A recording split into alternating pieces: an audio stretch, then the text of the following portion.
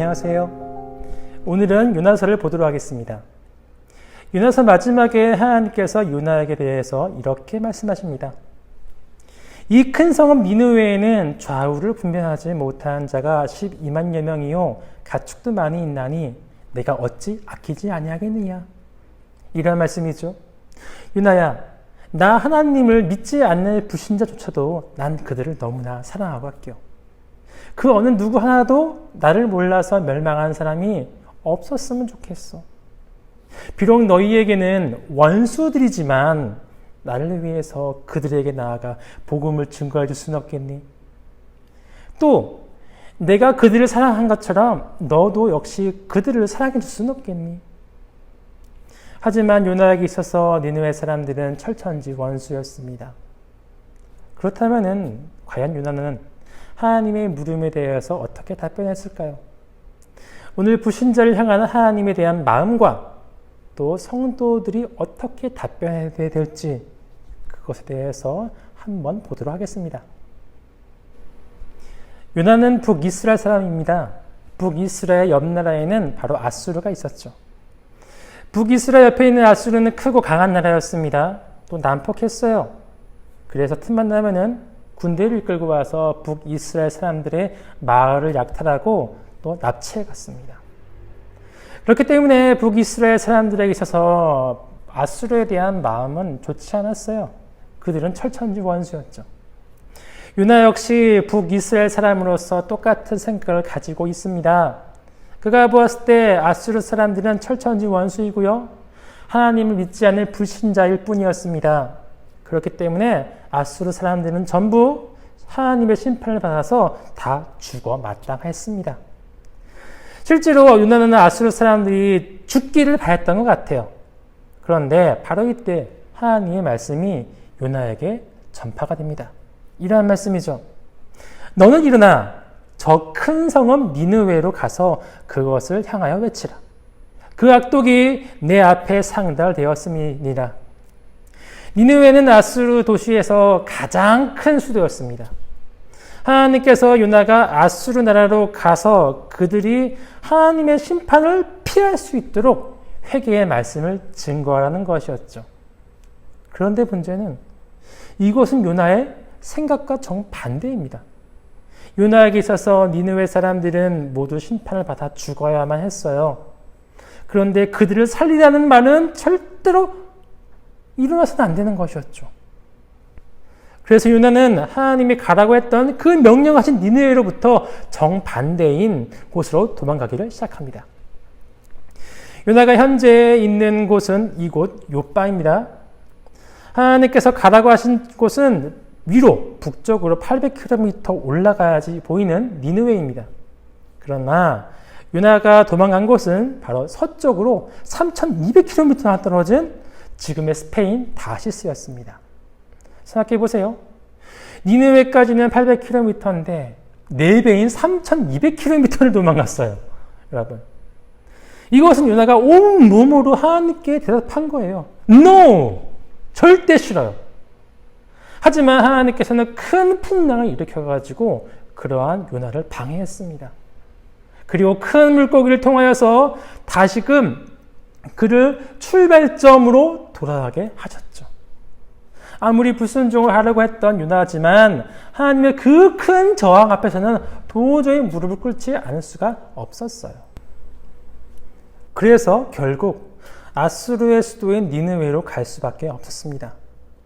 성경은 이렇게 말합니다. 니느웨는 사흘 동안 걸을 만큼 하나님 앞에 큰 성읍이더라.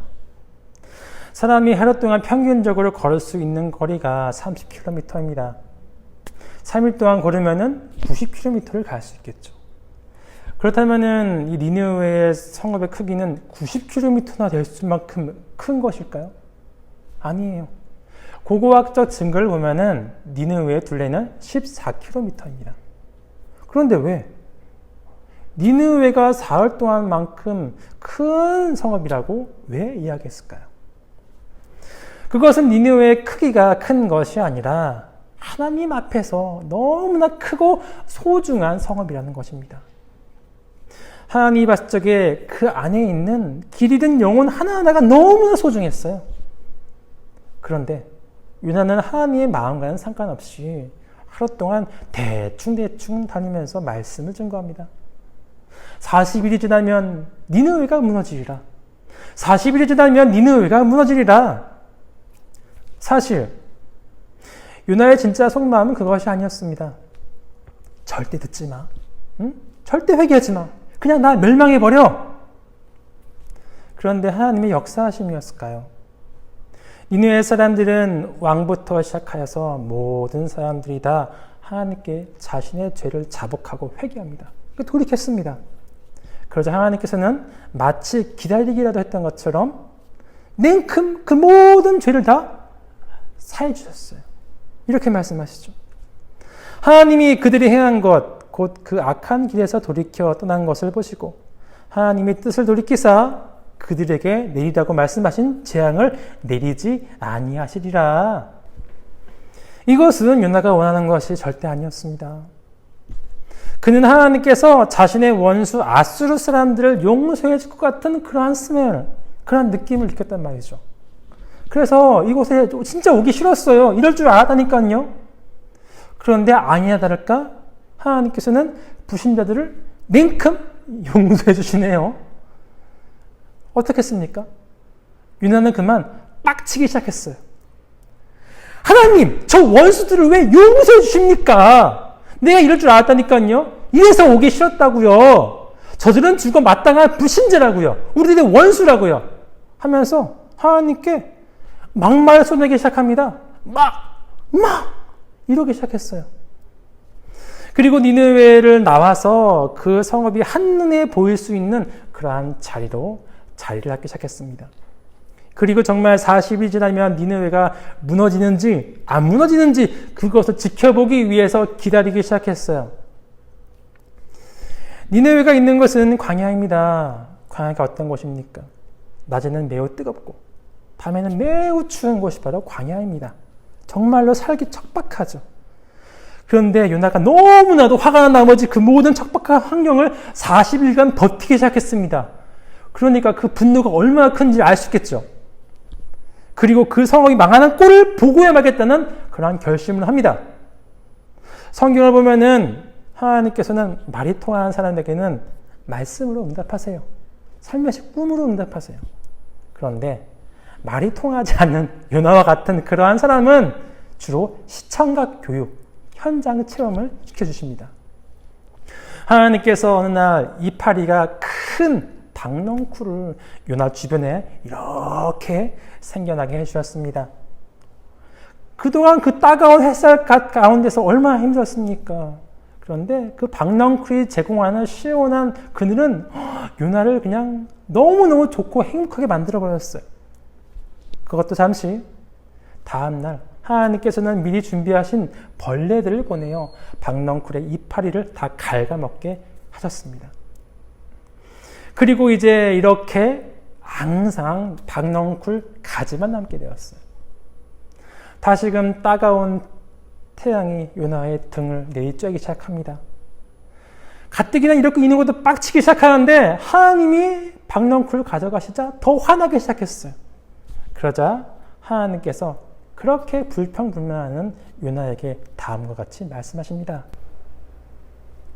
내가 수고도 아니하였고 재배도 아니하였고 하룻밤에 났다가 하룻밤에 말라버린 이 박넝쿨을 아꼈거든. 이 큰 성읍 니느웨에는 좌우를 분별하지 못한 자가 12만여 명이요 가축도 많이 있나니 내가 어찌 아끼지 아니하겠느냐. 하나님이 이렇게 말씀하시는 거죠. 요나야, 너 박넝쿨 너무 좋아하니? 솔직히 너가 박넝쿨을 위해서 씨를 뿌렸어? 아니면 물을 줬어? 아무것도 한 거 없잖아.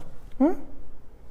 그런데 나는 저 큰 니느웨 그 성읍을 위해서 한 것이 너무 많아. 태초부터 그들을 계획했고 창조했어. 그리고 때에 따라서 그들에게 비를 내려주고 양식을 주고 바람을 주고 태양을 쬐거든. 내가 만약에 한 가지라도 하루라도 한눈 팔았으면 그들은 다 죽었을 거야. 내가 그들을 위해 수천 년을 했는데 내가 그들에게 바라는 것은 딱 한 가지야. 언젠가는 그 불신자들이 하나님께로 돌아오겠지. 언젠가는 내 얼굴 한 번 봐주겠지 하고 그들이 구원받기를 간절히 원하는 그 한 가지야. 그리고 그 말씀을 증거하기 위해서 내가 너 요나를 보냈어. 그런데 너는 이토록 격하게 반항하는구나. 너가 가서 그들에게 사랑의 말씀을 증거해 줄 수는 없겠니? 너가 가서 그들에게 내게 돌아오게 할 수는 없겠니? 이렇게 나의 간절한 마음을 아직도 모르겠니?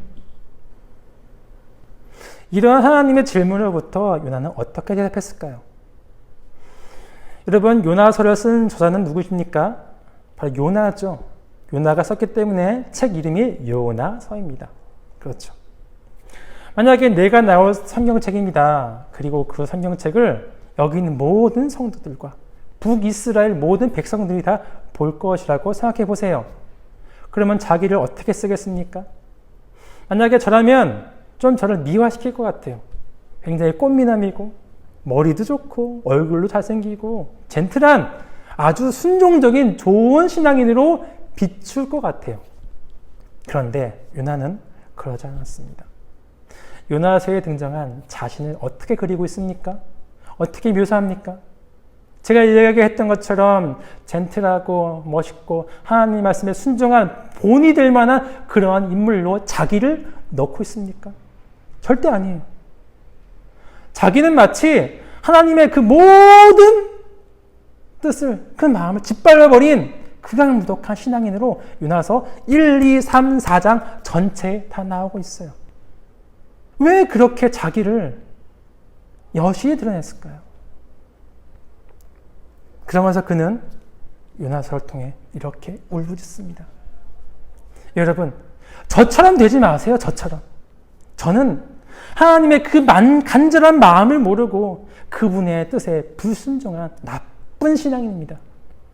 여러분, 저처럼 불순종한 신앙인 되지 마시고 그분의 뜻에 순종한 그런 착한 신앙인 되세요. 그리고 모두를 위해 넓은 마음을 품을 수 있는 그러한 신앙인 되기를 간절히 소망합니다. 라고 말하고 있습니다. 니느웨는 지금의 이라크와 이란 사이에 위치되어 있습니다. 지금도 니느웨에 가보면 그 그림 속에 보는 것처럼 그 사진 속에 커다란 무덤이 있습니다. 그 무덤 모퉁이에 이러한 글귀가 적혀 있습니다. 요나의 무덤이라고 말이죠. 요나는 하나님 말씀에 예스라고 대답했습니다. 그래서 요나서를 들고 북이스라엘에게 증거해 주었어요. 그리고 올바른 신앙인이 되라, 하나님 말씀에 순종해라, 그들을 품어라 라고 말씀을 증거했어요. 그리고 나서 다시 그 원수 같던 니느웨로 돌아와서 죽을 때까지 그들을 위해 봉사하고 사랑하고 하나님 말씀을 증거해 주었죠. 그러한 영향력 때문이었을까요? 실제로 요나가 니느웨에서 활동했을 동안은 아수르는 북이스라엘을 더 이상 침공하지 않았습니다.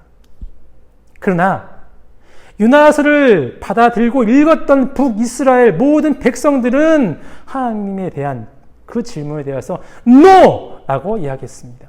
그리고 요나서를 다 불태웠어요. 이런 책을 다 읽고 하나님이 싫어요. 그들은 우리의 원수입니다. 저희는 하나님 뜻대로 그들을 품을 수가 없네요. 라고 말했죠. 그리고 하나님을 버리고 계속하여서 우상을 숭배하고 그 우상을 통해서 그 이웃 나라들을 이겨먹으려고 했어요. 그리고 그들은 오히려 하나님의 심판을 받아서 멸망하게 되었죠. 오늘날은 국론이 분열되어 양극화가 되어가고 있습니다. 그래서 서로가 서로에 대해서 이해 못하고 배척하고 있죠. 또 나아가 한쪽이 다 죽어야지만이 이 나라가 산다고 생각도 합니다. 그런데 더 슬픈 것은 이러한 생각이 바로 교회 안에 차츰차츰 들어오고 있습니다. 그러나 분명한 것은 그것은 하나님의 뜻이 아닙니다. 하나님께서는 믿는 신앙이건 믿지 않는 사람이건 모두가 하나님 안에서 구원받기를 간절히 원하십니다. 또한 우파건 좌파건 그 모든 사람이 다 하나님께로 돌아오는 것이 바로 그분의 마음입니다. 그래서 하나님께서는 오늘날 여러분에게 유나서를 통해서 이렇게 물으십니다. 이 큰 성읍 니느웨에는 좌우를 분별하지 못한 자가 12만여 명이요 가축도 많이 있나니 내가 어찌 아끼지 아니하겠느냐. 이러한 하나님의 간절한 질문에 우리가 예스라고 대답하고 넓은 마음으로 그 모두를 품을 수 있는 저와 여러분 되기를 간절히 소망하겠습니다.